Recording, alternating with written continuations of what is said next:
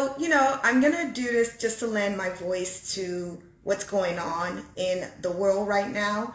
And so one of the stuff that's going on that we're all hearing consistently about is classified documents or top secret documents, and who has access and who could declassify them, etc.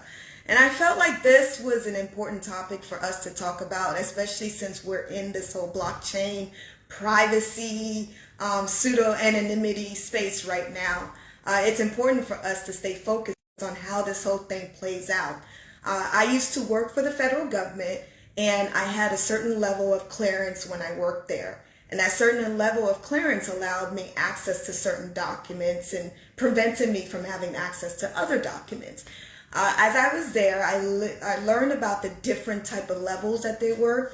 And based on those levels, like, you get a thorough background check. Even for my basic level clearance, I had a background check. I had to fill out information galore.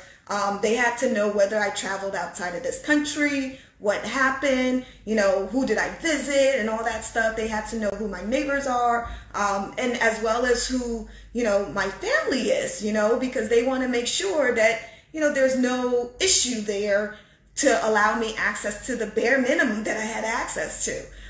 And so, when we're talking about top secret documents right now in this space, and we're hearing so much happening right now, we need to really put everything into context. And then tie it back to what we're trying to build right now. So the first context is really, these top secret documents, they're top secret for a very good reason.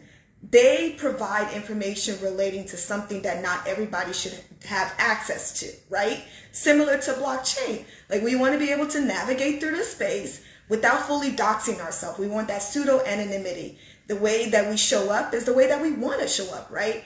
So similar to that, the top secret documents have that kind of, parameters built around them. And individuals who have access to certain type of top secret documents also have to have certain types of protocol that they have to follow.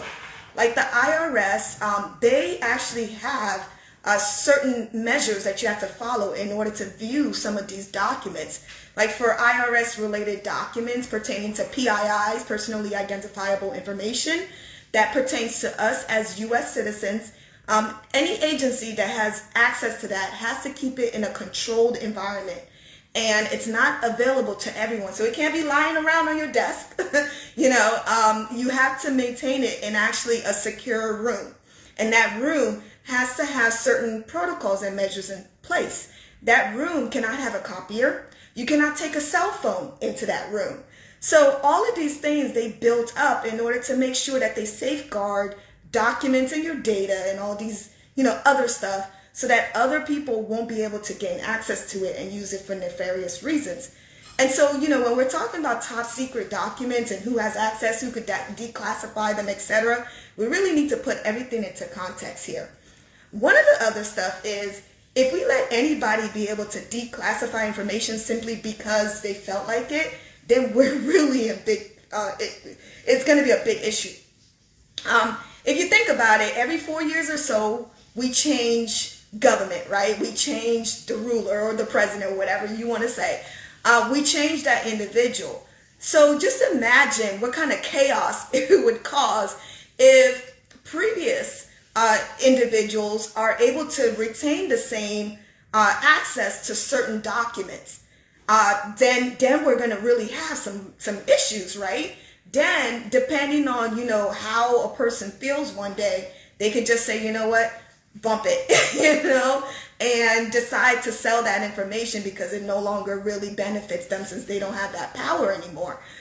So, you really got to pay attention to what's going on right now. It's very important because it all ties to what we're trying to build. We're trying to build a decentralized space that's created out of the lack of trust, right? That we're experiencing right now. We don't know who should have what access and who shouldn't have what access, and who's able to classify and declassify certain things. And the laws are only as good as the person that's willing to follow them.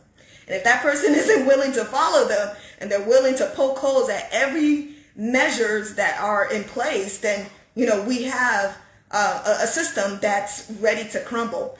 And so when we're talking about blockchain and we're talking about this whole decentralized space and the fact that we're now building this pseudo anonymity identity, which allows us to maintain that privacy and only allows us to share what we want to share, it's very much important that we pay close attention to what's going on right now with the whole top secret, classified information, etc.